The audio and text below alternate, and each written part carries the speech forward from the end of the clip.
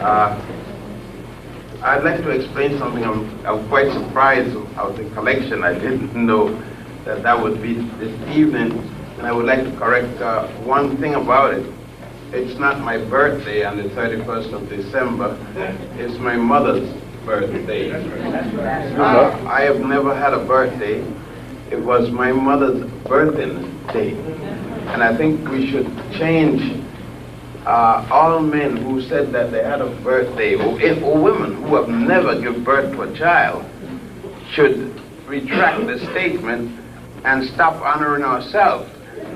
That day is to honor women who have given birth, and particularly the person to whom the woman has given birth. On the day that that birth was given, we should, as my mother made me do from the day one, so to speak, when I understood what was a birthday. As I said before, a birthday is only for the woman who has given birth. In my mother's case, she had 8 birthdays per year. Unfortunately, only 2 survived of the 8. But however, I know that on December 31st of each year, when I got, from the time I was 6 years old, I had to come to my mother and kneel in front of her and place my face towards her womb, press it there. Most Westerners can't do that because it's too precious a part for a son to be pressing against. People forgot that's the way it came from. And there's no problem to going back there and pressing because you get a second chance to go to heaven. I mean, it is heaven. And we have gotten the European version of it, that everything is dirty and filthy and everything else has to do with that. We've gotten to the point today that the prestige of the mother has gone so poor that men are going with men and decided that it's the same thing. You know, faggotry has now become, excuse the word, but I only know faggots. You know, you could say, well, you got a new word for it, a European word, but gay. I thought gay was when you're happy. But, you see, I have difficulty with these words, Ms. See, I know a woman is a woman. They got a chairwoman and a chairman. Now I'm supposed to say chairperson. What kind of person? But all right, let's get back to the woman business. And so I generally have to stand up and say, no, it's my mother you're talking about, because that was a happy day. I have had 65 happy days, and this will be my 66th happy day that since that woman had honored me and honored my father, of course, much more than myself. I guess he got the benefit of it from both ends. But I got the privilege of being born for both of them. So I proudly, on the 31st of December each year, I remember when I had to kneel in front of my mother and she scolded me, cuffed me, and slapped me at the occasion real seriously when she had to tell me, she started off telling me all the bad things I did that year. I thought that I'd never done anything good when she started. But then somewhere and some point after a few cuffs, she would start to say, well, now let me tell you how proud I am. And that was the nice part. Because now and again she'd kiss me and so forth. I could realize why my father was such a fool. Because when she kissed me and I'm her son, and I felt good, I can imagine when he got kissed. He felt better. And she would then praise me and make me feel really good and make me a Christian, a Jesus. See, my mother, when she finished with all that, she anointed me. You see, the word Joshua Christus is the Greek word meaning Jesus the Anointed. My mother would anoint me.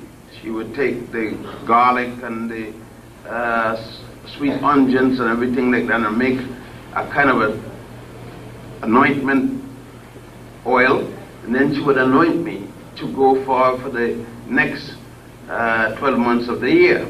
And that was anointment. So when you said Jesus the Christ, all you're saying is Jesus the Anointed. And all mothers in those times used to anoint their sons. They never anointed their daughter, because the daughter couldn't go on any journey without her husband. She had to be married to leave the house, whereas the young man would go everywhere. There's an assumption that young men wouldn't mess with anything out there, and young ladies had to be looked out for to make sure they don't mess with anything out there. It wasn't necessarily true, but nevertheless, that's the way things were. About why people give money on many occasions is that, if you would notice, I am never invited by fellow academicians. And that's irrespective of who they are and what they're saying. I am not invited to any of these intellectual gatherings. It's not that I don't have the same preparation and went to the same kind of schools. They went and have taught at the same universities. Most of them have taught at, but I don't know how to behave in intellectual gatherings. I went through it. I learned. I can use, and I can go to the cheese and crackers and the different Jewish things, condiments, and that's a word I learned in college. And I can appreciate it, but I don't appreciate borscht and sour pickle and all those kind of things like that. Being African, I like sweet pickle, but because I always around sweet black women, and when I go to these parties, I got a bad habit. I always carry a black woman with me if I'm carrying a woman, and that's not in style, you see. That's because I don't have O.J. Simpson complex or Michael Jackson complex, and because of that, and I fight it all the time. I'm not invited to all, and I'm talking about the black ones, those who preach blackness. They don't invite me either. I mean, you hear professors inviting another professor to come to speak to his class. No professor invites me. No professor, none.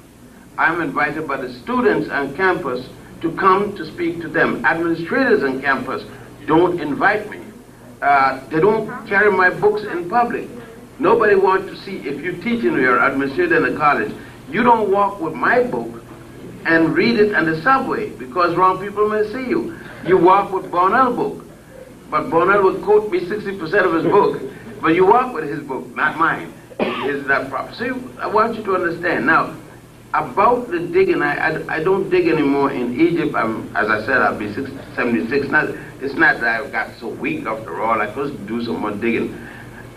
But the basic amount in my diggings used to come from an African woman, and she is of Egyptian and Nubian background. Her father was Nubian and her mother is Egyptian. And when I say Egyptian, I mean indigenous to that area called Egypt. You could make an error because she got a long straight nose. That's the only thing straight about her. I mean, she's out of kind of straight, but she has kinky hair and whatnot. She's ironing it all the time. I kept telling her, please leave it alone. You're going to burn the little last bit you got out of the brain. But I said, and so that it cost her at least $250,000 US dollars per year to do a digging from September to the first part of June. And I used to raise and pick up money in the States, and then she will make the difference. But you know, 15 years of providing that amount of money, there comes a time when the well can't take it. The well needs to be refurbished. So you can't call on somebody else to fill that gap constantly. And so, but the last thing was when the government in Egypt, and Aswan in particular, decided to take a dump truck with dirt and throw it on my digging, and by mistake they said. But it was during the same year, in 1991, when my art festival, and art and history and science festival that I was conducting in Aswan, run into trouble on myself when I was charged in the newspapers and anything of being a subversive and trying to overthrow the Egyptian government and trying to overthrow Islam. and I got $85 million from the white Jews to do that. Man, if that was true, what couldn't I have done with 85 million? I got problem thinking of 85 cents. But anyhow, I went through hell. A number of people were there, Gary Bird and others, and saw the hell I was going through and so forth. But it didn't stop me because I had done much of what they were charging me with, but it had nothing to do with what they really meant, because my people weren't ready for overthrowing themselves, as we aren't ready here to overthrow anything. So when brothers and sisters talk about overthrowing this and fighting this physically, I just listen and have an entertainment. I don't have too much times when I'm entertained. But I'm always entertained when a brother get up and say, brother, we're going to do this. And so I said, you know, they ain't going to do a damn thing. Because if we was going to do it, we weren't going to be advertising it. So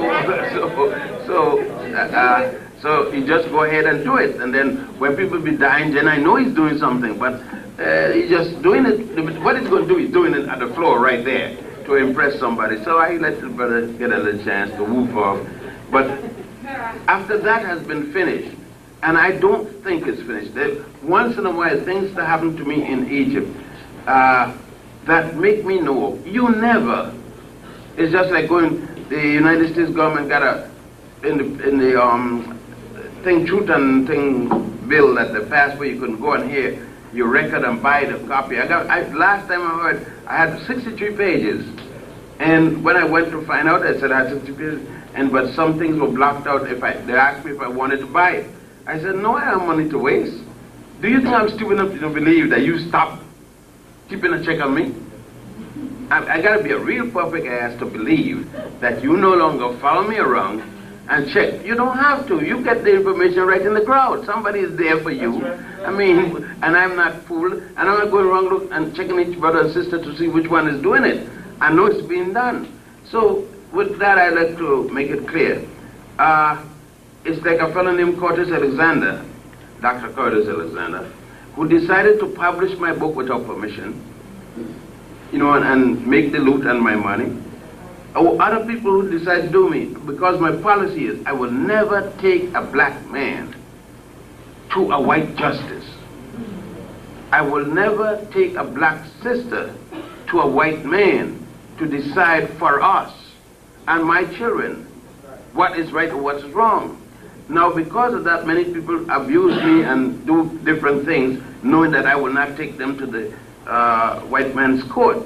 But that policy doesn't change, because it doesn't mean that what they've done to me doesn't hurt. It hurts momentarily. But I could live beyond that because I have support. I have a support system. I got a black woman. I got to make it like that. She has the honor of being a wife. I am one of those who I believe very strongly in polygamy. And I'm not talking about promiscuity. That if you're going to go with a black woman to bed, then you should be willing to marry her. I don't go with any woman that isn't good enough to be a wife. Because if you're not good enough to be a wife, you're not going to be able to go to bed with. That's why I don't, like other people, I never bought a condom in my life, don't intend to, because I'm not going with dirt. So if I'm going to get sick, I'm going to have to get sick. Because I'm not going to disrespect a black woman by going to her with a condom. I don't go with that type. You see? Now, if I don't know that she's that type, then I can't be blamed for it. But I will not disrespect her by coming to her with one of those things from Ramsey. See? All right. I just have to make yourself plain why I am controversial even among black professors or black intellectuals. I am controversial because there's certain things I say. If I'm going to take that woman any place, then I want to take her as a wife. I don't want to take her as a woman I sneak in 11, 12 o'clock in the night and sneak out 5 o'clock before daylight. No, I mean, if I can't walk with you in the public and let everybody see you, then I'm not going to walk with you. See, those are some of the things to me that brothers have not been willing to do. And since it is, I have to do this, I'm doing one of the John Clark thing. Talk to you about what I got to say, then I'll deal with the subject for the night. But these things had to be said because it's coming at the end of the Western New Year, Old Year, and it's good to clean the slate to say, to let people know how I am. Staying on what I have always believed from 1939, I have taken the position. I didn't take it carelessly. My father had already warned me. If you take certain positions within a society, particularly one in which you or your people do not govern, there's certain repercussion that you're going to pay. And you must expect it. You must be willing to pay for this. And I don't consider it really a sacrifice. It is not a sacrifice because I was fortunate enough to have a father that was sane to pick out the right kind of woman to marry, a black woman. He could have gone mentally ill and pick him up something else like O.J. Simpson. And then he would have had to ask the community to back him after he had done that. And some of our sisters, and most of our sisters, are really stupid. They are crying now for O.J. Simpson. They are saying that he's a black man. When did he become a black man? O.J. Simpson has been a black man for years. See, to me, you give up your blackness when you disrespect, when you spit in the womb that gets you, you give up the right to be anything. You can't even call a woman your mother. You don't have that right anymore. You spat in her womb, you tell her she's nothing, you kick her in her womb. It's like a man taking his foot and kicking a black woman pregnant in her womb. It's the same thing. It may not be physical, but the fact that which you treat her, if you could go to bed and get a child with a woman, and then the child drowns in a swimming pool, and at that moment you decide to leave that woman and go and get you a white slut, then you have given up all right of respect by the black woman. But the black woman as a mother is such, we understand her, and we understand his mother, that the black woman takes all kind of insult from her black son. But she can't leave because that's something that makes the woman unique in herself, which a brother can never be. And we have to deal with that. We have to see the black woman in the richness she is, in the heavenly person she is. And then from that, if we operate from that standard, then we have no difficulty going on. Because suffering, which I don't enjoy, but suffering is a part of the righteousness to protect the black woman. And if it means that, then one cannot be unrighteous in terms of the black woman. And there is no religion, I will repeat that 2 more times. There is no religion, there is no religion that came out of any other place than the African continent that can honor that African woman. Let me make it clear. Judaism, Christianity, and Islam cannot give to the black woman the type of honor she deserves. It has to be an African religion, not one that adopted African principles, reoriented them, changed them to suit their wretched way of living in the desert, or the wretched way of living in the snow pile, or the wretched way of living anywhere, can give her the honor that the religion which she came from, and I don't even use the word religion, the means of worship of the deity which may be woman, and there is no religion that does not have a goddess or goddesses to complement their god and gods can do the way for the African woman. Right. Because any worship, any deity, any religion that does not have a woman there as a deity, or women as deities to complement the god and goddess within the religion, is not a religion for me or the African people. Because the woman is part of our deity as much as the man. And I think I want to reestablish what makes me tick, so that when you hear me, you understand why it is I take the position I take. I don't take it intellectually on the basis that, well, I read a study from Professor so forth or the other professor, the next person. And that's why you would see that I would defy, I would get up and say that Fanon was a pig. That hurt a lot of people. I would get up and say that certain African leaders, like Mandela, is a dog. See, I have no problem. If people watch at me and wonder, what, is this man going crazy? No, I'm not going crazy. Not because a brother is popular or something like that, I'm going to back him. But when a brother in Africa becomes the head of state, and he can't find a sister to be the mistress of state with him, he's a dog. And I ask the dog for forgiveness to mention even the dog because it's an insult to the dog, and the dog has no right being insulted when he didn't do me no wrong. So I withdraw the word less than a dog. And I got difficulty even describing that. So that when a man like Fanon and all of them could write all those beautiful things and die and leave their money to the cracker woman, then I gotta say, don't line me up with them kind of people. They are not my people. And you could find everything great about their writing, but my point is, you can write what the hell you want. That's right. It is how you live that's going to deal with me. You can't write me a beautiful speech and how great black woman is, and you can't find one to marry. When the thing comes down, you went up with a cracker broad, and that's the only time I call a sister broad. Crackers are the only broad. Sisters can never be a broad. You understand? We got to get this straight. And so you understand now why I'm controversial even to black folks, to black intellectuals. Because somebody says, are you prejudiced? Are you damn right I'm prejudiced? I prejudge things. Yeah. And that's why sisters don't understand me with their modern self. The other day a sister said, you looking at me just a sex object. You're damn right. I mean, good as you look.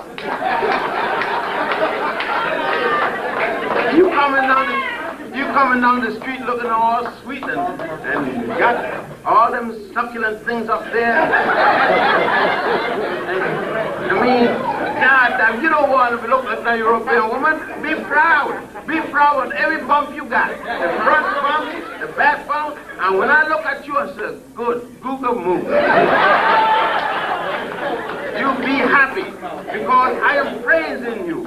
I'm going out my mind trying to dig you. So you got to understand, when I watch you and trying to pick out one of you, it's hard when I give you. It's hard me to watch all these sisters here and to have to pick out one. I said, Cracker get no problem. He look like death when he see all them. So he just go to his computer and pick out one.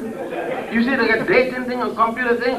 But when a brother watch one of you sisters, look, that's your woman, Brian, but I'm not. I just looking because I know you got good eyes. But when I turn around, sister, and I look at you, you flip me. And then when you whip some brain on me too, you know. See, my wife understand I got her 44 years. She understand what it is. And she said, well, I know you're going to look. The sister understand me. And she know I will look and take a hard look. Because she understands how she is. That it was hard not to look at her. It's hard not. So I had to make that kind of my old year statement and my new year declaration. In order to be that way, and then to raise a family. You see, my policy is, I would prefer to take a child from a sister that may not be mine. She said, well, this is your child. I'm pregnant for you. To take the child that belongs to somebody else, than to deny a child that might have been mine. I have to realize that that child she gave me, although it might not have been mine, is better than any Rolls Royce you bring up. Because eventually the child will give me a glass of water or a cup of tea or something to eat or some bread one day. And you would not complain if a man left you with a Rolls Royce, a house, a yacht, or a condominium, you're not going to say, don't leave me with that. But you're going to say, don't leave me with the child. Are you saying that the condominium and all those things is better than the child? No, I don't believe that. That's why I adopted 8 children in my life. 12 biological children I just lost my second oldest girl in June. And I had 12 biological offered to me by 4 different women, 2 or 3 of which died. I got so good to them they couldn't take no more. And this one, Gertrude, she's trying to see if I'm not going to die first. So I told her, I said, I refuse to go before you. Because I want to be here to be able to make sure your grave is in good order. And she's trying to show me she's going to be here to make sure my grave is in order. But with all that, I'm saying to you, we have to take more black children. We have gotten to the stage now that white folks are adopting black children and got them like you got little parakeet. That's all they're doing. I mean, to show how good they are, and we run around with the latest Cadillac, the latest Duesenbergs and whatnot and whatever, but we can't afford one little black child. No, I said that my daughters adopt, my sons adopt besides their own. And if we follow those policies, to me, in my little way of thinking, we will alleviate much of the hardship we've got, and then we will go back. About Nubia or Sudan, and for that matter, Ethiopia. I had a rich privilege, and I'm glad that I picked out the parents, it seems as if I knew who I was going to get me, because they were parents who, fortunately, just came from the right place. I had a father that came from Gondar, Ethiopia, northwest Ethiopia, born of a group of people that even in Ethiopia weren't wanted. I was born from an Ethiopian Hebrew, with Westerners call, and in Ethiopia they call us Falasha, meaning people without a statue, strangers, funny people, don't belong. And that's what the word Falasha means in Amharic, a people without a mooring. I was called as a young boy a Chankala. Chankala means an African. Here I am in Africa, in Ethiopia, but Ethiopians calling me an African.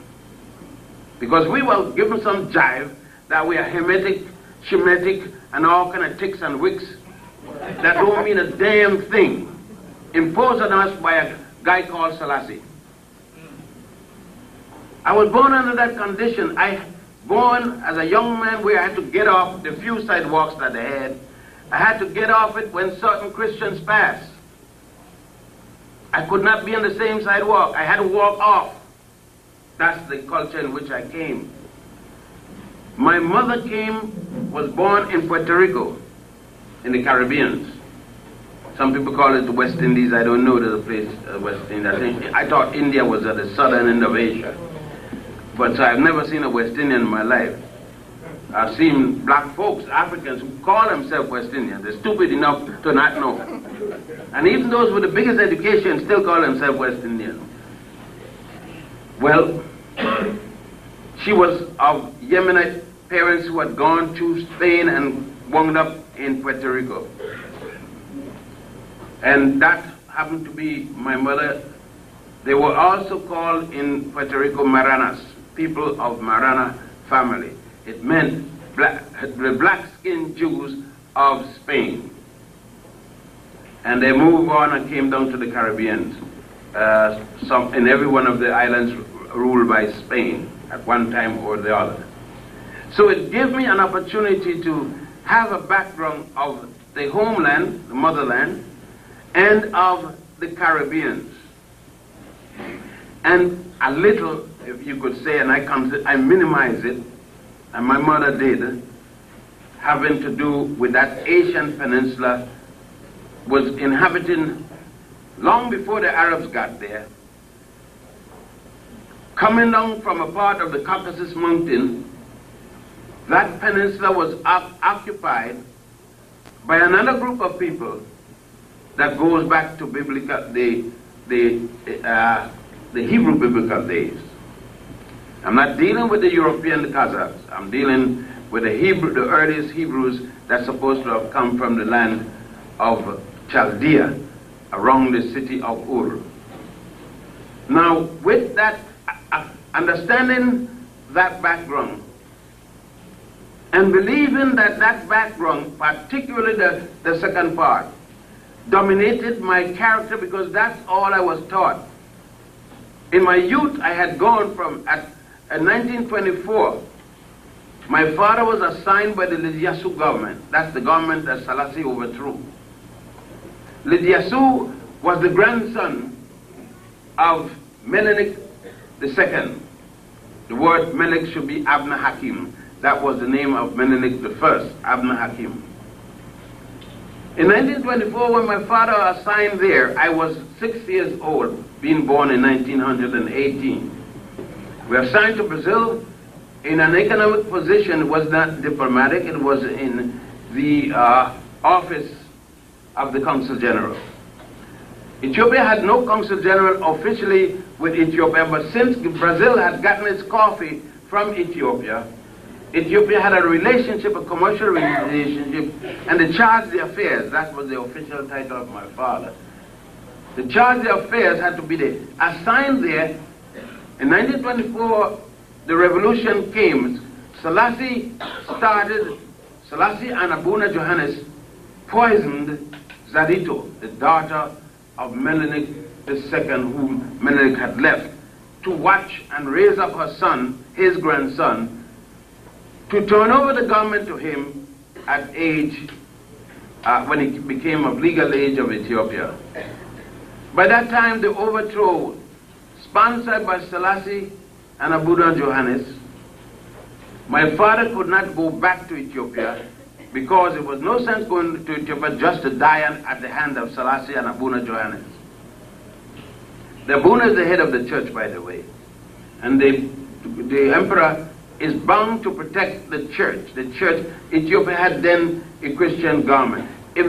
Down through the years, Ethiopia had various different governments, and each government, the religion of the emperor became the religion of the government.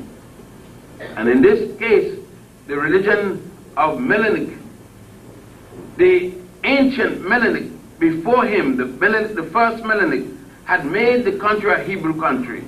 It's supposed to have been a sexual relationship between Makeda, which they call the Queen of Sheba, or actually she was the Queen of Aksum, which people call Ethiopia, and the Empress of Sheba. She had conquered Sheba, thus making her the Empress of the areas that she conquered, but the Queen of the land from whence she did the conquering.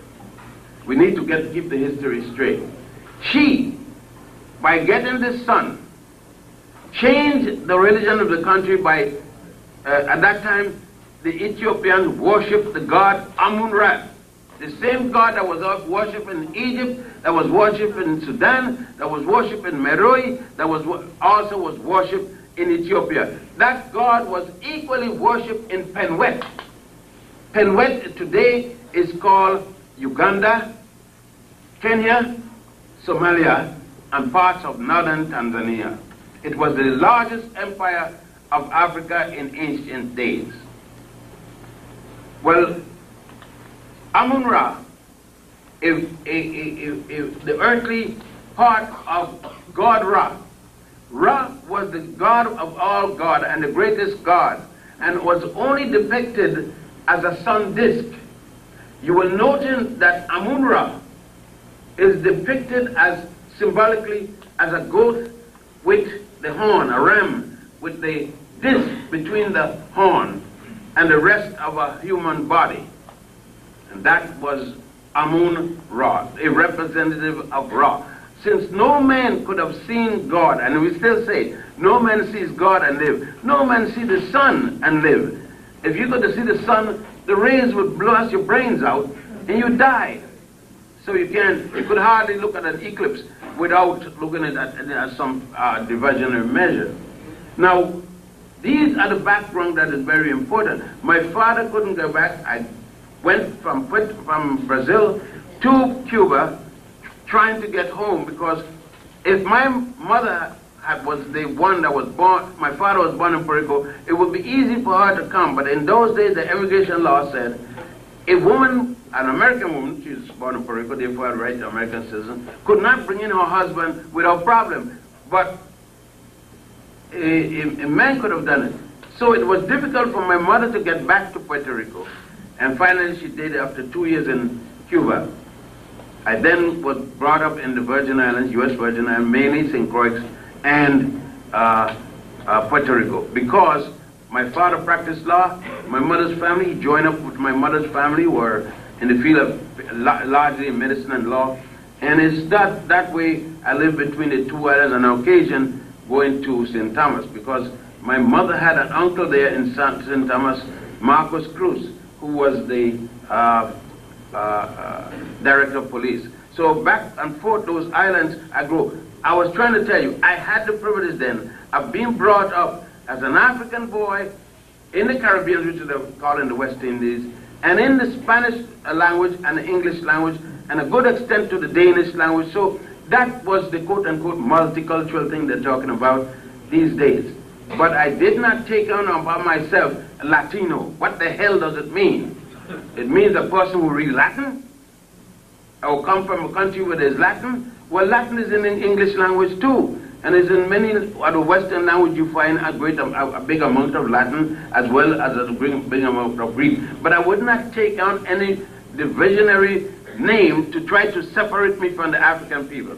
And thus when I came to New York City and had a little time living with my mother's uncle, Caspar Hustain, and many of you who know the number system know that Caspar and Alex Pompey brought the number system, the 3 figures, from Cuba here. So I got very royal people, the number runners, the gangsters, and so forth. Like you said, many people say, my ancestors were kings and queens. I never had that privilege. My ancestors were plain old country folks. So when you ask me, am I African? Yes. Am I proud? Yes. What was your ancestors? The farmers, the people who cut the cane, the people who do pick the cotton and all kind of things like that. And I don't know of one damn royal member in my family, and if I know him, I'm going to shoot him. Take him out the grave, I'll shoot him for being so bad to the African people. So don't tell me about my ancestors were kings and queens. That's yours. So it's a bad thing. I mean, I probably would never meet you, and we would never have a good time. But all right. So don't see when every time I hear you, you got an ancestor who was king or queen, one who was a Blackfoot, a Greenfoot, a no-foot Indian, some kind of Indian. You know what I mean? Every one of you got coming with all them Irish Scots of it, and you look black like me. And I said, where did you get that? All that? Did I first look in the mirror lately? So you understand? We got to get this thing straight before we start talking about anything else. So with this background, this you have yours truly right here. But I am proud with all of that. I'm proud because the source from whence I came, I know I didn't come from the Mediterranean. I went down to the Mediterranean. I come from the soul of Africa, dead center. I came from, just like I came from my mother's heaven. You understand? Right in that womb, down that fallopian tube. Like I always say in my little book, heaven is between a black woman's leg, right down that tube. See, brothers, you've been to heaven, some of you brothers. Some of you have never been to heaven. But try one. A black woman may be good for your health. Try one. No, some of you brothers going to these Ivy school have never had a black woman. And that's why you're so stupid. Until you get a black woman, you will never be right. Okay. So, it came, I know that my civilization came from the place where the black woman is. That's it. The ancient Egyptians said, when you die, we don't talk about the damn nonsense about going back to dirt. Man, come from no dirt. You said you go back to the twat of Osiris, of Isis. when you die, you go back spiritually, back from where you came, through the 12th of Osiris, back in the mother. I had proof of that. About 10, 15 years ago, my first grandchild was killed playing a college game. They won the inter-island competition. They were coming back from Frederiksted, where the game was, back to Christiansted in this little Japanese car. A drunk who was license been taken away umpteen time, in a station wagon, drunk as what, sideswiped the car and killed the whole team. My grandson, Gino, first grandchild, was one of those killed in that accident. He died the next day. While there at the funeral, my daughter, his mother, and some of my children with me, standing at the last time to look at the casket. My daughter, which had not been reacting much, I was looking at her and I said, Ellie, you feel good? And she said, yes. But when they got ready to close the casket, she bent and screamed and squeezed her stomach and said, Gino, you're hurting me. She had gone back to the day when she gave birth to him.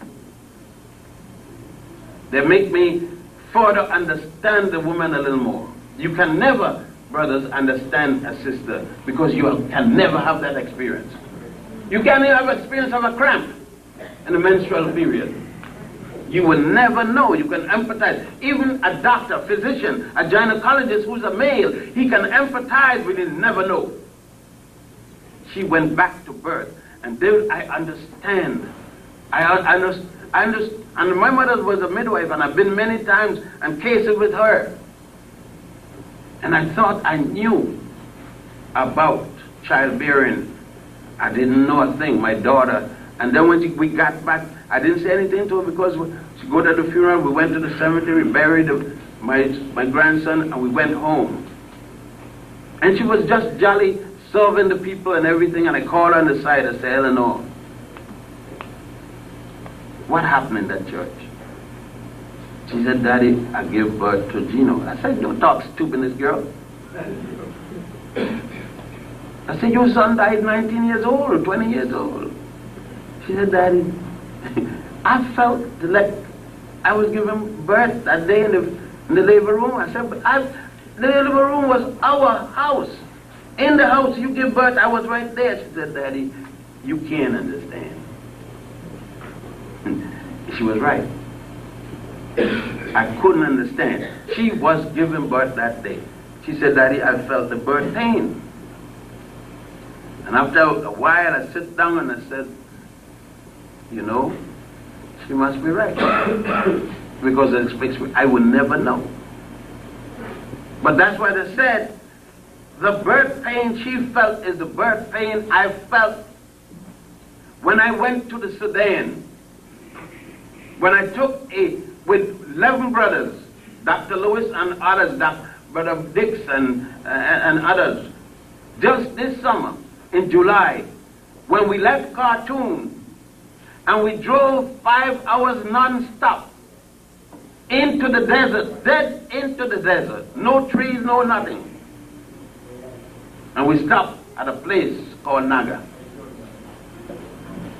And in Naga, there is a queen. There was a queen who made Hatshepsut look like a little playgirl. And she saw there in many scenes holding her enemies, all kings, smashing them, and they present her as a lioness. That was enough. But we went 2 hours more further into the desert to the complex, the Meroe complex, where the administration and everything of that government was used to be, and see the ruins. That wasn't enough. We went another hour and a half further into the desert at the pyramids of Meroe.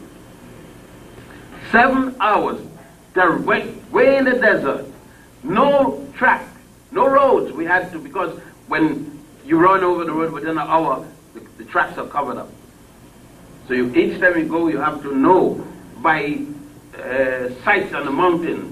And we got to drive until you could see. Sometimes you're off this way, of 2 or 3 miles, you got to diddle-daddle and try to figure out things. Or you may see a brother riding at a camel, or some kids riding a camel, and then you can ask them, where would such and such a thing? Those little kids know these places. Or where the well is, the one well where you would find. Yes, you get the feelings. Now you get the feelings of being your mother womb again. You're in no place. You got to guess where you are. And then you could get the feelings of how the ancient brothers felt when they were in this area doing the things they did. Because you start to see the mirages. Way up ahead of you look like a lake. And you know there's water there. You're glad you got your water. You're in an air-conditioned vehicle, but the water is hot. Because outside it's 140 degrees Fahrenheit. And once in a while you see what appears to be a house. It is a house, but there is no top. There's goat skin, just layer of goat skin hanging and poles, because it hasn't rained there in 10,000 years. The only water that anybody knows, they must go to the Nile, or they must dig about a mile down to find water, and there's a little well with leather rope made from the skin of the goat, pulled by the camel, goes off and come back, and a little bucket this small. Don't bring up a gallon of water each time. That's where they get the source of the water for the animal and for the human being. Those brothers and sisters know where to live. They know there is no thing in that area as a court, as a police department, as any of these social things that we have. But yet these are the people who built what all we have been seen and more. We didn't get to Napata because I had been to Napata. I knew where to go. I've been there a number of times. But we had to go to these places. We could not pretend like the Masons pretend by taking a blanket, plugging it in the wall, and walking in it instead of walking in the hot sun, hot sand. No, that's nonsense. What a European do. No, we went there and walked in hot sun. You had to walk in the hot sun. When you came out, it was hot sun. You know it. You could literally see the heat coming up out the earth. And then when we went to the pyramids of Meroe, yes, the pyramids of Egypt are large. The largest in Meroe is no larger than the third size pyramid at Giza, the one of Menkaure. But they are much more beautiful. Much more beautiful. Then you realize the cluster, the manner in which the cluster, you understand why it is from here in the south and further south, at the beginning of the Nile, that the ancient Africans started what became the origin of high culture. Because just nature itself had given him a thing to work with. By nightfall, when we left there and went to the city of Shindi, you may call it Tshindi, T-S-H-I-N-D-I. Tshindi is a pretty big place. It's got about 200,000 living inhabitants. To spend the night, we didn't because of some conditions in Khartoum, and we had to get back to catch our flight, which was to leave 6 o'clock at night. Instead, there was an error, it left 6 o'clock in the morning. But it was there that I had carried the brothers. There's certain other things that goes with it I can't tell you. From there we went to other places and looked and examined some of the other ancient things. But brothers saw where the Africans had his experience I listened to brothers marveling about Sirius, about the Dogon, as if Sirius was only sighted in West Africa among the Dogons. The ancient Africans and Nile call it the Dog Star and show it as two upside-down pyramids. One pyramid going that way, intersected by another pyramid upside down, thus causing a six-point star, which the Jews adopted and called the Star of David. It is that experience, and others will go further south when Hunefa said, "We came from the beginning of the Nile, where God happy dwells at the foothill of the mountain of the moon." There's certain things you will see me repeat constantly in my books, repeat constantly in my lectures, because they're the fundamentals of our life. I will always talk about the womb of the black woman in every lecture. I cannot avoid it because every lecture it is there. The basis and foundation for it is in every lecture. And any man who lectures and cannot speak and do not speak about the source of his origin, got to be jiving. It is because he's still European-minded. He's still, you must give praise to the source from whence you come. Thus, every lecture I give, I must give praises to, not to Allah, not to Jesus, not to Jehovah, but to the black woman that gave birth to me. Allah, Jesus, Jehovah, all those are beliefs.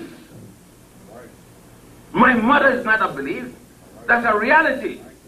I was born from a woman. If you doubt it, I'll take you to any hospital labor room and show me what's giving birth. Show me Allah giving birth. Show me Jehovah giving birth. Show me Jesus giving birth. I'll show you a woman. Every time. All right then.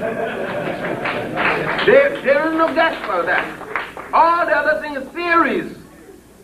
But she is not a theory, she's a fact. Even a female cat giving birth is a fact. You won't see no tomcat. You may see tomcat trying to give birth. And all he's going to get up with is a piece of doo-doo. That's all he's going to come down.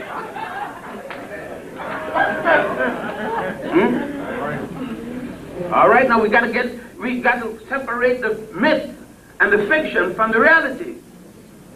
But we don't want, and the reason the brother Wright believe and act this way is because the European couldn't deal with it. He couldn't deal with Mary being the mother of his God. So he had to remove her at the Nicene Conference. He had to belittle her, even though he had preached, Holy Mary, Mother of God, blessed is the fruit of your womb, Jesus. He had to remove her. Said that, and still leave the praise. This is the thing with the cracker. This sucker is bad. He will lie to himself, leave the thing to you to see, and then lie. And then say, yeah, you're the mother of God. Listen to this shit here.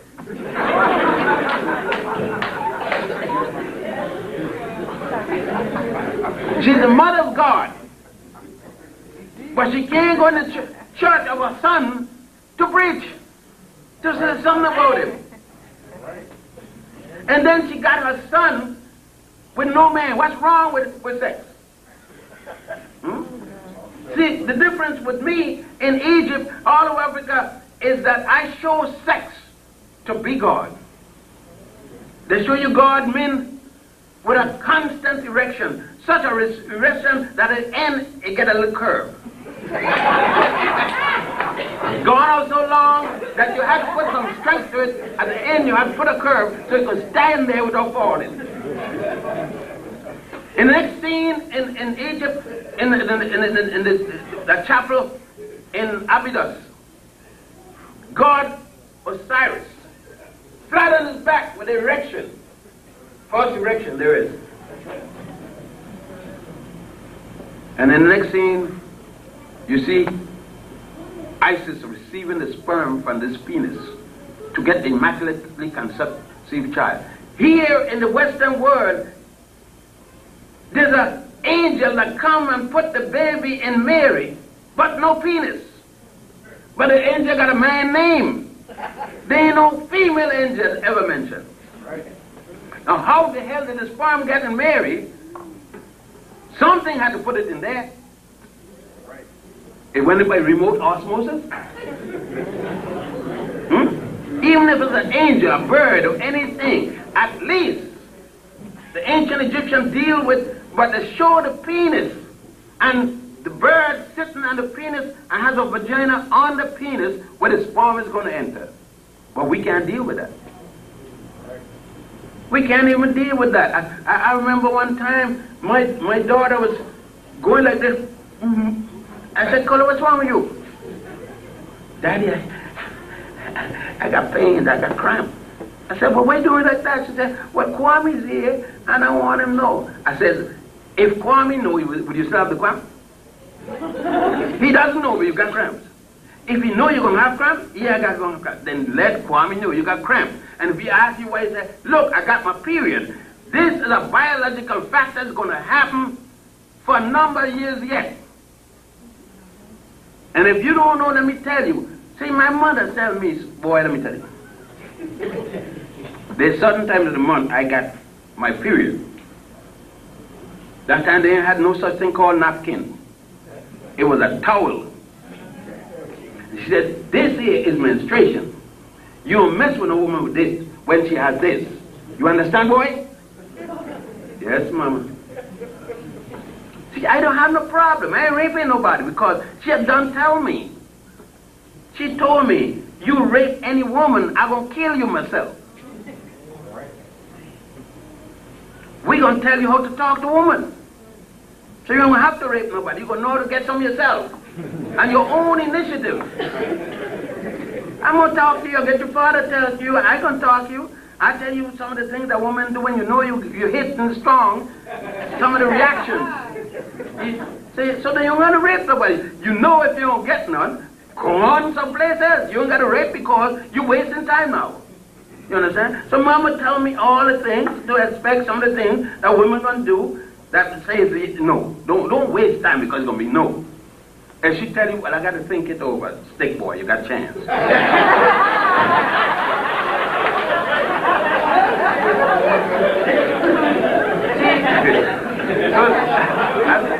That's because we got to start getting down to the level of reality. We're too academic. You see? So when we go there, you see, when these brothers go to Egypt, they don't talk to the old folks. They only want the university, and they only want the library and the museums. But when I go to Nubia, or anything like that, I sit there, when you know all that with me, I'm sitting with this old man, could barely walk, and he's telling me, yes, you can't find it in any book, but he's telling me a history. It isn't in the book, but it's the traditional way of passing down information. The way it was passed down at the Grand Lodge of Luxor, the way it was passed down in Meroe, certain things written we saw on the wall, but there's certain things missing, and we know that it had to be, it couldn't be just that, something is missing. Some people were given information. Thus, when you came, you saw some of the information, but you couldn't do nothing because you had to meet certain people to get the other part that matched the jigsaw puzzle. And it is so that this went back to the Twa, all the way in what is today Central East Africa. The same people that you saw in the newspaper, they're the descendants of those people that started it all, the Twa and the Hutu. You may look at them badly or whatever, but they've gone all over Africa thousands of years before we, the giants, showed up. You see them in the southern tip of Africa as Grimaldi. And you see the drawings in the Museum of Natural History right up the street in 79th Street. 79 to 81st Street and Central Park West, especially in a section called the Man of Africa. You see these people in the southern tip of Africa today. They are disrespected by Africans and Europeans alike. The Europeans call them Bushmen and Hottentot, and the stupid Africans call them the same thing, instead of calling them by their name, Khoi Khoi and Kalahari. The same people who went up the west coast of Africa, across the area we now call the Straits of Gibraltar, up there and wind up all the way up even into Austria. Those same people who went the opposite side, they went northeast, following the riverbed, calling themselves Sybenetos, Sybenetos. You see one when you go in the museum in Cairo. As you enter to the right-hand side, you see the top of a coffin, the lid of a coffin with a sculpture of a Sybeneto. Small people, a people who once even became kings of Egypt because they thought they were specially handed down, and they were from the god, the deity, him or herself. And that's where we are to find the one. There, for the first time, the oldest known rock joints dealing with the Ankh were found in this area. We know that they got the oldest people because we got Deknesh, the Ethiopian woman, unearthed, even older than Zinzanthropus boise. She is 3.2 million years old, and somebody's talking some nonsense for Adam and Eve. And then the faggots have now changed that to Adam and Steve.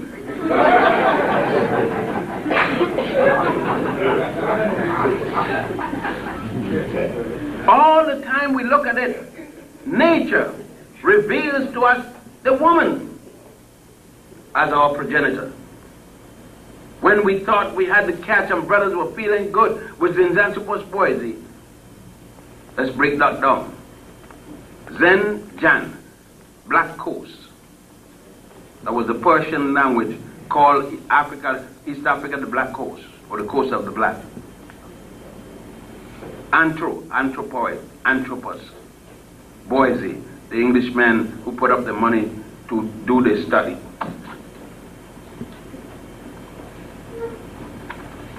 $1.7 million years old, again in Central East Africa.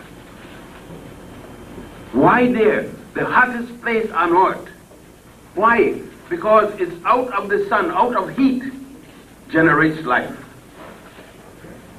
I never look or never wonder about the oldest man in Sweden or in the North Pole. Cold doesn't generate life.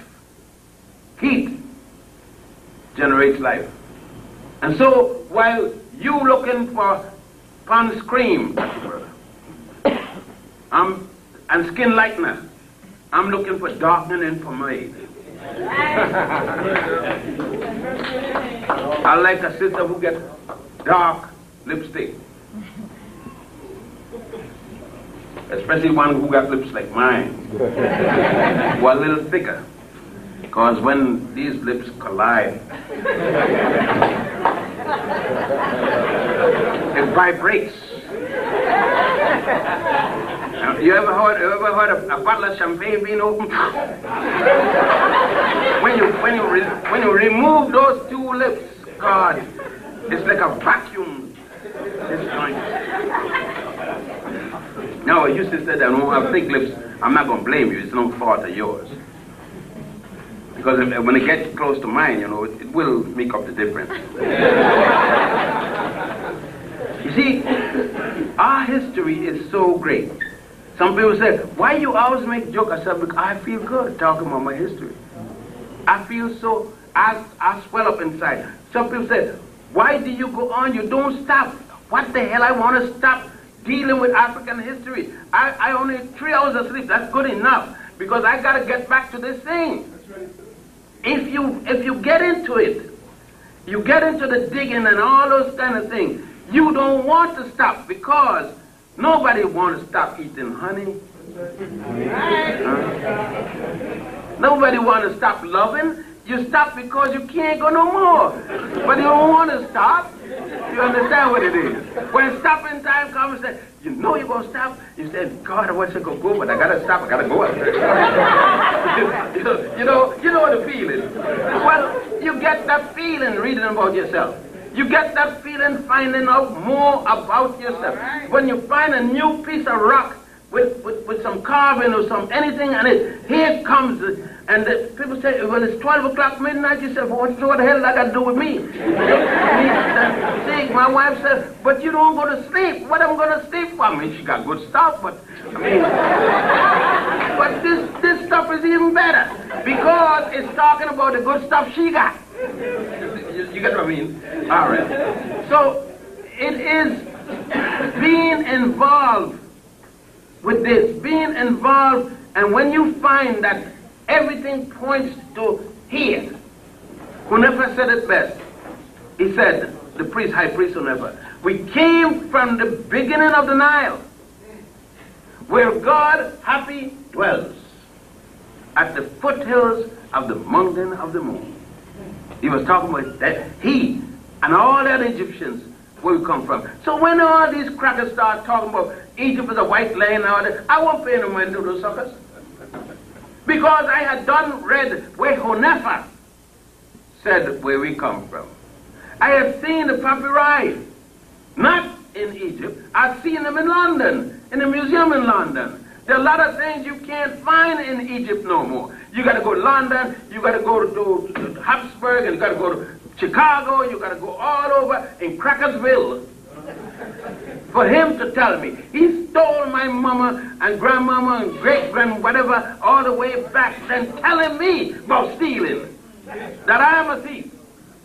Everywhere I go, he put graffiti everywhere, put his goddamn name all over my statues, and then come back and tell me that they're him with all the big thick lips and the big nose. Especially when you go to Abu Simbel and you see Ramesses. That's right. If you had any doubt who he was, you can't leave in doubt. Otherwise you need double thick lenses. But that's why. So when we talk about Egypt, yes, be proud. Yes, raise a noise. But remember, it didn't start there. That is the zenith. When the young sister is born that day, and the doctor or the midwife said, you have a beautiful young daughter. You don't go to marry her that day. In any culture, they'll put you in jail, they'll kill you. It is years later, that event, that day, that nice little young girl, much later, mushrooms into that beautiful human specimen of a black woman, ready for a black mate, a black man. And they say a black male. There's a difference between a black man and a black male. A male makes with his woman a baby. A man takes care of it. Right? Brothers, there's a big difference. Any jackass could be a father. And most jackasses are fathers. But it takes a man to be a real father. And a piece of paper from City Hall ain't got nothing to do with you being a father. Right. See, Africans don't have illegitimate children. All children, there's no such thing as a child born from a law book. Even if they test tube, you got to get a sperm and the ovum from somewhere. A man and a woman. And there's no half sisters and half brothers. Do you see half of my brother coming down the street? Hi, half sister. All them European nonsense. And we are all loaded with them. And we swear by them and we judge each other by this goddamn nonsense. That's why when the Africans die, the African custom says that child is as much a member of the family as that child. Even that's that mother and that's the other mother. But that's the same man they relate to. Therefore, all children, married mother or not, share the pot. You share the same penis that helped to make you. Therefore, you share the same pot. Equally. We got to get these terms. We got to get these backgrounds. We got to put them into practicability. We got to live the life. That's the thing. We don't want to live the life. We want to speak about it, sing about it, poetry about it, but living the life. What is it if I came here with a Rolls Royce, or a Duesenberg, or with a 130,000 bulletproof Mercedes Benz, with a chauffeur telling you about being black? You gonna ask me, do you need all that shit to drive around with? Couldn't you find a car, bulletproof car, Chevrolet? And take some of that money and help some of the poor within our group at least? Do you need to go around impressing me? I'm not impressed by all that goddamn nonsense. You're just making yourself look an ass to me. Knowing that we're suffering. And you're taking 100,000, giving some crackers in Germany to impress me. And you're going to get killed. Anybody really want to kill, you're going to kill you anyhow. You could get all the bulletproof, whatever you want. If they want to kill you, see how easy it was to fly in the president in window the other day? It's a pity he wasn't in the house there. It makes no difference. One cracker dead is another one cracker dead. I remember I was in Life Van Blaine's steakhouse with a guy named John Kennedy. And I was there I was getting pork chop and my favorite food, collard green, and some candy, sweet, and I had a little, what that kind of thing they call it, apple sauce to tickle it. And those days I used to have corn pone. I mean, just plain old white food. And so, I saw her come with my food and I waiting for her to come out of the kitchen and the food was coming and my tongue was just watering and oh man, my lips were wet. I could taste the food before I get it. And all of a sudden she said, ah! And my pork chop up in the air.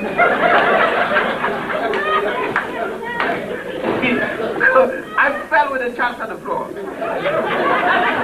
And she hollered, they killed our president! And I said, who killed Nkrumah? She said, no, who's Nkrumah? She said, they just killed President Kennedy. I said, oh shit. I thought somebody had killed Nkrumah. You see, a lot of you would understand. Why do I feel this way? Because that's why I went home. To reunite at home. Any place in Africa is home. Any place I'm in Atlanta, Georgia, I'm home. Anytime I'm in Tuvalu, Mississippi, I'm home. Anytime I'm in San Juan, Puerto Rico, Charlotte, Amalia, St. Thomas, Georgetown, Barbados, you name it, I'm home, as long as the African people there. So that if you ask me, what are you? I am anything that you call African people. If you feel that we are dirt, I'm dirt. Because I know from whence we came. Two places. Physically on the earth center, Central East Africa. Biologically, from the womb of the black woman, heaven itself. so I could end. I end because I end in joy. I am the tallest man on the face of the earth. I walk with my mind on cloud nine because I realize I was privileged to be born from a black vagina. Thank you.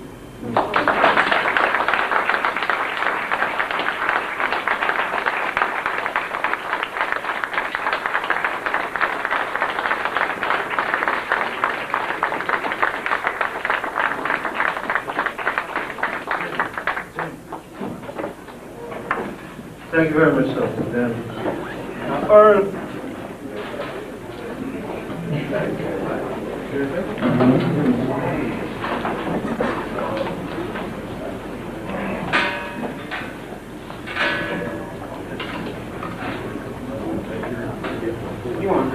What's that, brothers and sisters? I'd like to thank everybody that came out last night, made it a success. Like I said last night, we over $20,000 inside the building fund, and the total number go up as more members are bringing in more money. One of the things people ask me about, even though Dr. Ben didn't come, was we played the tape. They thought it was a tape by Dr. Ben that we was playing over some jazz music. Now I'm going to show Dr. Ben, and me and Nui don't even know if this was legit or not, but it wasn't a tape. It was an album that he made, or somebody made, in 1979, Christianity African Roots by Dr. Ben. And you know about this, Dr. Ben?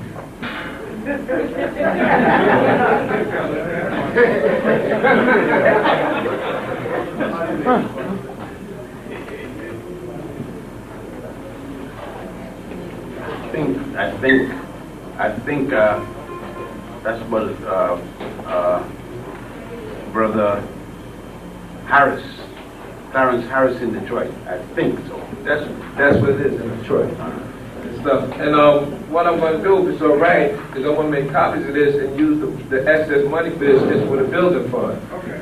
Another thing that we played last night that I got a hold of was the original The Wisdom of Malcolm X, a 3-album collection back in the 60s. I'm going to make copies of that so people want up next week, they can get copies of this.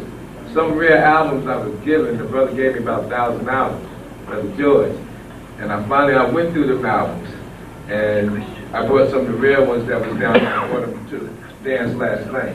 So I don't want to take up no more time. I'd just like to thank everybody that came. And for the members, next Sunday at 2 o'clock, we have a meeting here.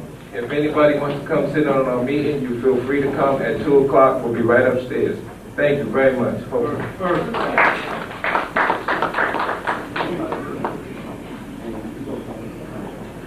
Sisters and brothers, Dr. Bennett, he has told you, and as you can see, he's very tired. But because of the way he is, he's just going to take a couple of questions. So please make your questions very short and to the point. So, questions? Okay, once the brothers coming up, I'll ask one question. Brother, Dr. Ben, would you kindly explain to us since this is called Christmas time, the Virgin Birth and Immaculate Conception? Number one, Jesus wasn't born in the month of December. If we are talking about either the spiritual or the material Jesus, let's say that we accept there was a Jesus. Jesus was born on August the 27th based upon all the Christian documents. The Christians removed the day of the birth of Jesus to December 25th to counteract what they call the heathen and the pagan ceremony of the celebration of the winter solstice, the longest day of the year. And that's what they deal with, the son of the sun. Up to now, all pharaohs were called S-O-S. You see in their name, son, S-O-N of the S-U-N. And the sun was considered the direct representation of God. You couldn't see God. You can't see the sun. You could see the rays. And that's why the ancients make the sun symbolic of God. Because no one could see it. No one could know if God is a female, a male, or what. So the son of the sun.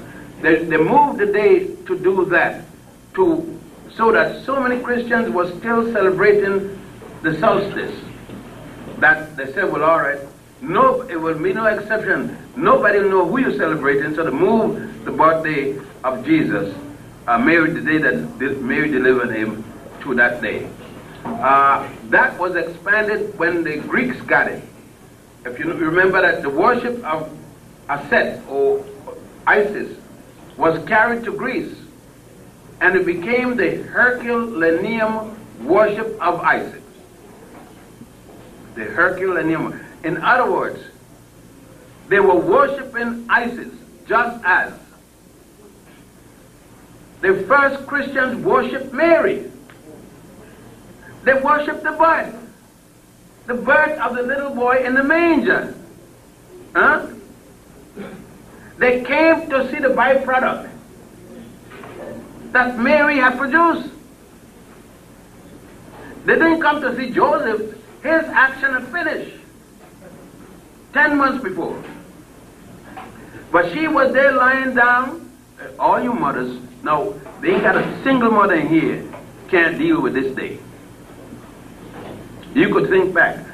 You could think back when Mary gave birth to the boy. You know the condition of Mary is. I could only think about it. You feel it. You know when you had your first child. I spoke one time to a Mother's Day in Reverend Pope Church on Mother's Day. And one sister said, I heard her before I got there, what he going to talk about? He ain't no mother. But I knew I could get them. I know that sister was going to cry. One sister, that's tough. And I say, now, I know you're all Christian, but I'm going to ask you mothers, whether you got daughters or sons, just think on that day when that little boy, that little girl came out. I know you were glad. You weren't even thinking of nothing. All the pain left you when you see that hump, a lump, a black thing in your, because I'm a black woman, in your hand. Even if you hate the bastard who was the father. That moment, all your hate left you, all you could see is joy. I could see your head bowing. You know I'm telling the truth. Amen. Because, like they say, that pain was gone so fast I don't remember I had it. That's what my mom told me, that's why I know. See, I never had it, so I've talked about hearsay. See, I've been there and see my little child born that day. As a matter of fact, I took it in my hand before she did. My mother pulled out the little child, turned it over to me. Both of us, we cut the navel string, put the little thing, stick back the little navel, put a little piece of plaster in there, and I washed them. We give it a little wipe off, and the stupid little thing start crying like that. My mama say, you're supposed to cry. If you don't cry, you go hypnotize behind, and you want to get no blows or like that. And then I give the child to my woman. And all I know she was keeping it unnecessarily. She just hold it. I said, no, you're going to crush my child. No, don't push that. But you know, Mary was there. And Mary had that child like anybody else have a child. You don't have to feel, I don't want the sisters now. You don't have to feel bad because your child was immaculately conceived the same way Mary was. You know why Mary's child was immaculately conceived? She didn't screw with nobody else when she got pregnant. That month she knew who was the father. She had not touched another man but that one man. If she was screwing with Tom, Dick, and Harry, she wouldn't have known. She would not have had an immaculate conception. But because she was screwing with one man and putting it down to rock bottom language, she knew that was the sucker. He could say all he wants, he knows Joseph was the sucker that made her pregnant. And she could brag when she looked at that child, that's an immaculately conceived child. I know, you, the guy, because you're the only one I give it to. You understand? That's an immaculate conception. Ain't got nothing to do with getting pregnant and you still get your hymen. Cher Mapiani, Knowing that good things don't last forever, eventually I assume that one day you will have to go home, Dr. Ben. But I'm curious about something. Me to my house?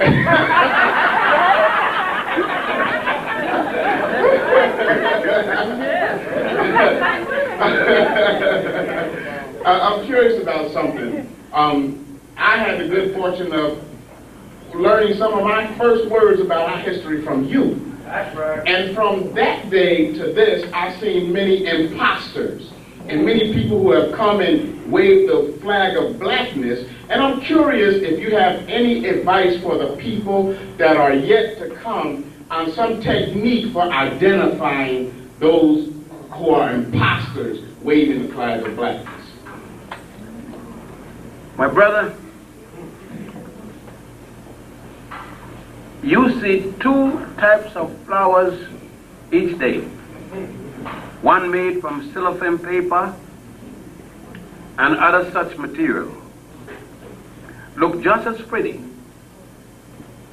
One will wither away and die after its brilliance because it was made to wither away and die. It is the nature of life. The other one will remain forever because it was made from paper and plastic, but it loses its shine, its glow. You see, they too will wither away. Your presence will cause them to wither in the face of truth. And truth has a funny way of acting. Truth will make you kill yourself. You can only lie but so long. You know, one of the reasons I tell a sister every word I'm going to tell you is truth, because I don't have no time correcting lies. You see, if you tell a lie, it haunts you because every day you're trying to correct the damn thing. That's right. So if I come to you and I love you and I wanted a little action, I said, baby, I'm married. I got children, grandchildren and great-grandchildren, but I still like you. I said, no, you're going to find it difficult to pass this hurdle. But when you get your mind straight, you'll understand what you're going to miss.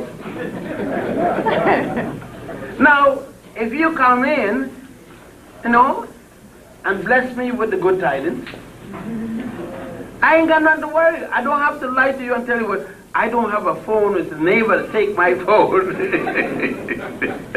You see, my wife got triple cancer, and the reason I can't do no action is because the cancer is coming through her jawbone. You know what I mean? And then tomorrow you say, how is your wife? I said, oh, she's singing for the Noble Choir. You get what I'm talking about. Are you married? Oh, something like that, but we are in a state of a divorce. But how come she living in the house? Well, you know, I promised her great-grandfather that I'll take care of her regardless. You get what I mean? The lies start coming up. So don't worry, brother. Those brothers and sisters are going to fall on their own.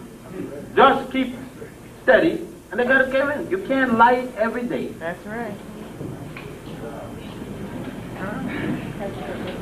First of all, I'd just like to announce myself. My name is Abraham. I'm from the motherland, is Ethiopia.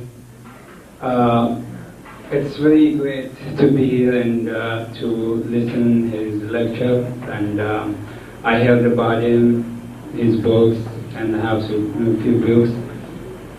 What I'd like to ask you is, when you explain about Queen Sheba, she's the queen of queens. Is she Queen Sheba? She crossed into the Mediterranean and she had a baby from King Solomon, or just she has a baby from her selected army? Very good question. I can tell from the question you're an Ethiopian. Excuse me. Because my grandfather, he was a big priest. He was 84 when he died. He was sick Wednesday. He said, "I'll die tomorrow," which is he did. He was telling me about the Bible and the Quran, all about Queen Sheba. That's why I was, to clear the question. Thank you. Very good. According to Ethiopian history, and we must go to the Kebra Negat for that history, the history of the kings, the history of the chronicles. There was no proof that she got a child for Solomon. She got a child for Akbar, the commander-in-chief of the army. And she gave it to Solomon. He was so glad to get a little piece and to have his name associated with her, because at that time she was the most powerful monarch in the world. And his name associated with her, plus to say he had a piece of this good African thing. It built his ego. Her bodyguard, the little army that carried her up there, was bigger than his whole army. The wealth that she had, he was on welfare. She was supporting his little garment, all the loans he was getting from her. So for her to lie in bed with him was an honor for him. For her, she was playing to see, let me see what I could get from this sucker. So she tell him, look, when she leaving, I'm pregnant for you. How the hell she knows? 1 week? Even if she was pregnant, she would know in 1 week. But she said, I'm going home, I'm pregnant. He said, well, okay, when the baby come and it come 12 years old, time for bar mitzvah to get confirmed, send it back and show this ring. So she sent back the boy. When the boy went there, he loaded down the boy with everything Israel had. Go back. And when you get old again, come. But when he came with all that, she said, what? Boy, I'm stepping down from being the queen, and we're changing the religion to the Hebrew faith in honor of your daddy. That's all we know about it, but there's no evidence at all in the Kebra Negat that Solomon was the child's father.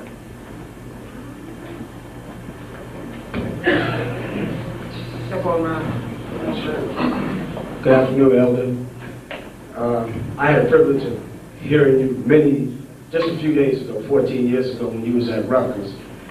And you not only shook me up, but shook others up that was there at that particular time, 14 years ago. And I just basically want to make a tribute to you. I thank the ancestors for you. And every time I hear you, I just get an enjoyment and it's an enlightenment. And to all the brothers and sisters here, we ought to revere our elders, because right now they're under heavy criticism and attack right now. And some of it is rubbish. Elder, I showed you the book earlier by this brother named by Amin Yashir Muhammad. And I think it's like the Star magazine, it's a bunch of nonsense. And we need to just basically just wrap our arms around our elders and elders and let them know that we love them. Elder, basically I wanted to know about Bilal Ibn Rabin. Did he come out of the Coptic church, or where exactly did he come from before he went up through the desert to Arabia? I think you are talking about Hatzat Kubat Ibn Rabin. Right. Yes, sir. That was the Ethiopian, which by pet name the Arabs call him Bilal. He left Ethiopia as ambassador to Arabia, to the city of Mecca at the time. There was a conflict between Ethiopia and Arabia, and he was held in ransom by the Arabian state. At the same time when the insurrection took place by Muhammad ibn Abdullah,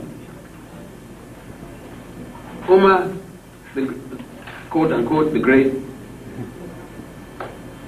and it was Bilal, Muhammad, Umar, and Abu Bakr,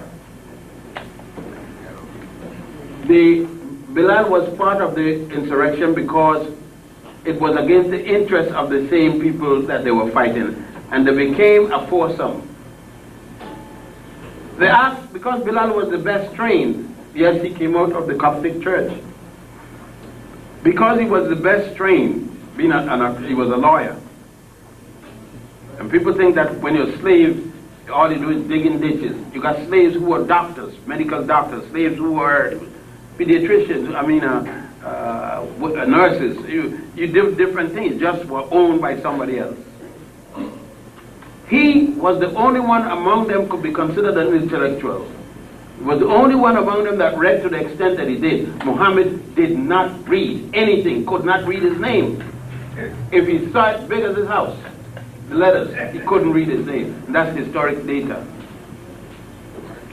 So then it was Hassan Kubar who was directing the matter of state. As a matter of fact, Muhammad himself with others offered him to be the spiritual leader. He said no. When Muhammad died, they offered him again. When each of them died, Abu Bakr and all of them, he outlived every one of them. Died 104 to 105 years old. And each time they would ask him, but he took one position, the head of government. He was in charge of delegates, the head of the delegation. That means like saying the prime minister. Muhammad was only spiritual leader. And that man set out the course of Islam. As a matter of fact, at one time, after Muhammad had passed away, Umar the Great, they were arguing with this Christian man from, I forget where it came from, and the man made a derogatory remark about his color. And Umar the Great said to all of them around, including the followers, you see this man? In Islam, first comes Allah. Second comes Prophet Muhammad. And third comes Bilal. That Bilal is Islam. And that's the way it is.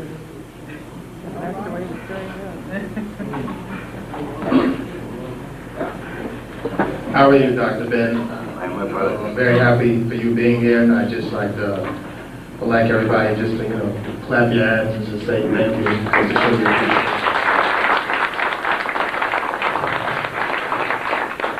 My name is Shane Black, and my first question was that you spoke, you made some comments regarding the menstrual cycle of women, and I want to know, was there ever a time in the African culture when women didn't have a menstrual cycle? Not that I know of. I know that there's some people are saying that because of the diet of women, that's why they have a menstrual period. But from the time of, in the going back, and we saw in the Grimaldi writings, we saw, as a matter of fact, any of you who've been with me this summer in Kamumbo, in the temple of the double temple, I showed you the sperm coming from the man's penis on that rock. Sometimes I remember to show something. But way back, the Grimaldi show a woman with a menstrual string on. And that's going 45,000 years ago. The Grimaldi rock joint goes back 45,000 years ago. And they showed a woman in isolation. She was isolated with this special string away from the people. It's just like in any African village, like when we go to Dabud. I remember I used to carry the people around the village. I stopped because some of the brothers want to take pictures. And some brothers broke away from the group and went in the house of blood, walked right in. They asked nobody to come in, and the women there were having the menstrual period, and they almost killed him. So I stopped carrying people that we only go in an isolated area. But there's no record. Well, the human body will have to change. You mean to tell me that those parts that create the menstrual period just grew up the other day? And there's nothing wrong with it. I think the person who's saying so feel ashamed of it. It's the greatest thing could ever happen to the woman. If she don't have it, you don't get born. Okay, and my second question would be is that you referred to different religions in the beginning, and you said that any religion that didn't give praise to the black woman basically it's not a comparable religion for me, for you, to any of the African religions. And I just want to know, could you name a few for us and tell us something about those religions? Judaism, Christianity, and Islam have no goddess. Not one of them proclaims a goddess and worship her. Anything I subscribe to the religions of Egypt because for every god there's a goddess. For every god there's a goddess. I cannot see paying reverence to a man and not a woman. I am the product of two people, a man and a woman. And if I'm going to praise the man, I must praise the woman. But then when I look, I wasn't conscious that I know of in a state of consciousness to know the day I was born. Obviously that day I was in the consciousness of a child that age. But as I grew and start to go with my mother, who was a midwife, and saw childbirth. I see childbirth all kind of ways. Foot coming first, coming sideways, all kind of things. My mother had to put her hand inside and turn the baby around. All kind of things like that. I saw mothers die giving birth to baby. And I say, if a woman is not to be worshipped, I can't see why. I don't see the man going through the contortion the woman going through. The man's problem with a baby is discharging. That's the hardest time he got. And that ain't looking hard to me. That's his biggest problem, was to get that thing out. And he wasn't feeling no pain. But when I look at what happened, they said, it's a common statement, when a woman gives birth, there's 1 foot in the grave and 1 foot out. I suggest that every man, the first thing, before a man goes with a woman, before he gets hot and decides to go with a woman, that he shouldn't be forced to see a baby born, because that's what he may cause. And he must know what it is going to be the reaction of what he's doing, what he is subjecting this woman to. We need that in our education. And there'll be less brothers leaving babies, there'll be less brothers beating up women, and everything like that. And I say that any religion that doesn't worship a woman cannot be a religion of mine. Thank you.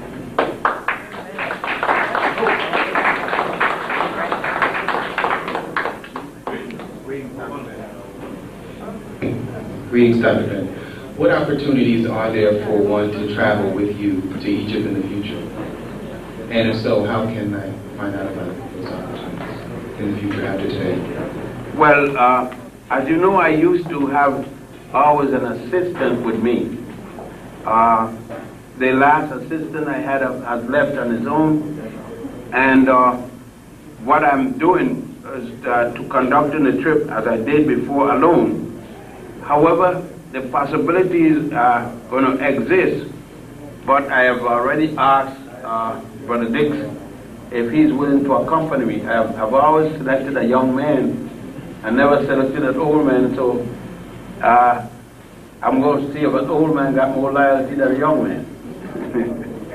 So, but as for general, we used to have, but for youngsters, the old adage that you train a young, contest, and if you win for an essay, and you could win a trip to Egypt and things like that. We haven't done that for a long time. If you have an idea, let me say this: I don't run my trip. It may sound ironic to you. There's a woman sitting back there named Sister Kefa. She chairman of the committee that decide my trip.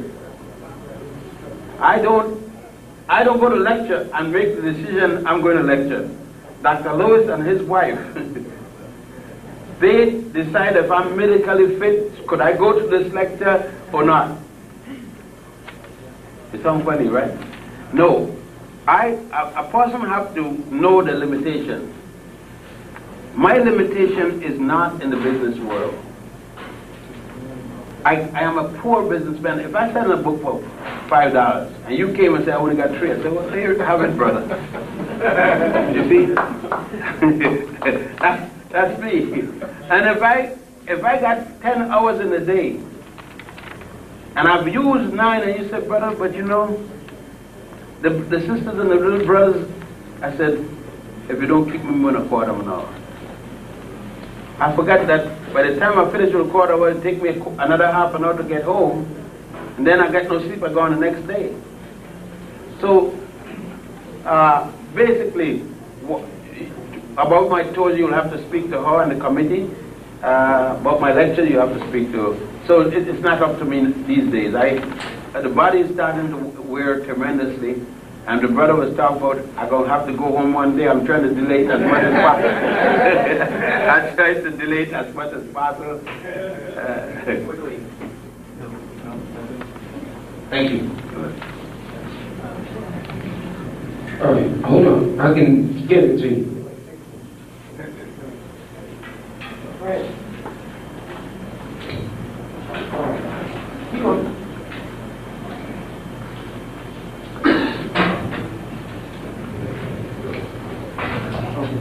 Hotep sisters and brothers, those of you who are interested in traveling to Egypt with Dr. Ben, we have one trip, of course, that was announced going December 25th through January the 8th. That's the Christmas trip. July 95, we have a trip going the first 2 weeks in July, and another one the first 2 weeks in August. The person to contact is GG Travel. That telephone number is 1-718-778-8500. 1-718-778-8500. Call her, put your name on the list to travel with Dr. Ben, because we will be working that brochure out this week coming up. Dr. Ben and I will be working on the itinerary, giving it to her, so we can get the brochures out in December for the January, for the July and August trips. Any further questions? GG Travels in Brooklyn. GITI. The sister's name is Sister Gloria Goodwin. GOODWIN. What about that? Well, we haven't done that for a long time. So we may get back to that at some future date. Yeah. Because we did that through we did that through the First World. So we'll have to the First World Alliance. We did that essay through them. So we'll probably have to take that up and do it again through the First World, because we need an organization to do that through. Okay. All right. But now, I think, no, it was a restriction on the age because we had children going. There were young folks that we really wanted to get to Kemet. So that's what, there were young people who were going. Okay.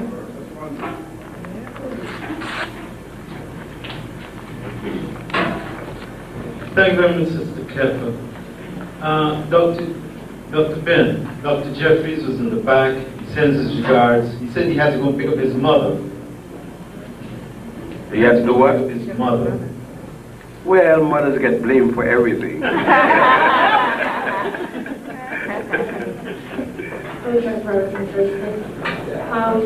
My first question is the name Allah from African Goddess Allah? I didn't. Is the name Allah from the African Goddess Allah? It was. In Mecca, there were 3 gods, three gods and three goddesses worshipped by the ancient people of Mecca. One was Alat, one was Aluza, and the other was Al-Hala. Allah, all the difference changed between Allah and Allah, the male and the female. The last letter was changed from a T to a H. The T is always the female, the H is always the male. Thank you. My next question is that you speak so highly of African women and bearing children. What kind of words of encouragement would you say to a black woman who can't bear children? I am the father of, I'm now the father of 7 biological daughters. I used to be 8, one passed away, and a number of adopted daughters. I have one daughter who got pregnant on 3 different occasions but could not hold them for whatever the reason. She's always had trouble, even as a young girl, with a menstrual problem. I told her, like I tell all my other daughters and sons, there are too many out there, African kids, that you can't, don't tell me you can't have a kid. You can get and adopt one. She adopted one. She adopted a youngster with all kind of problems. He was beaten up by his mother, his collarbone was broken by his mother, and she adopted him.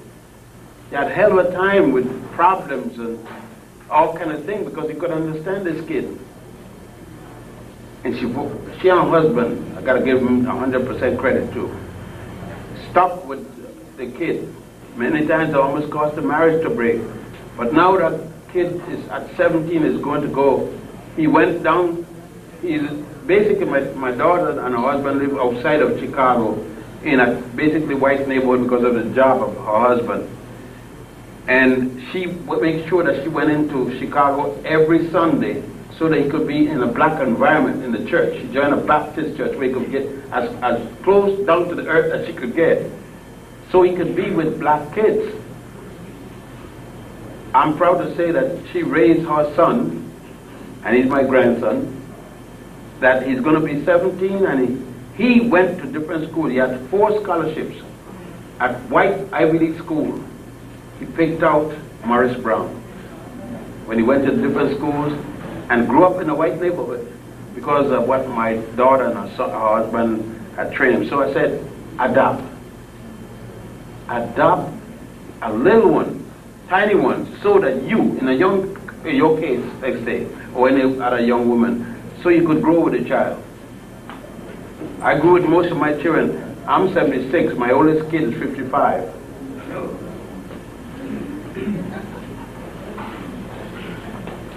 Thank you, Dr. Ben.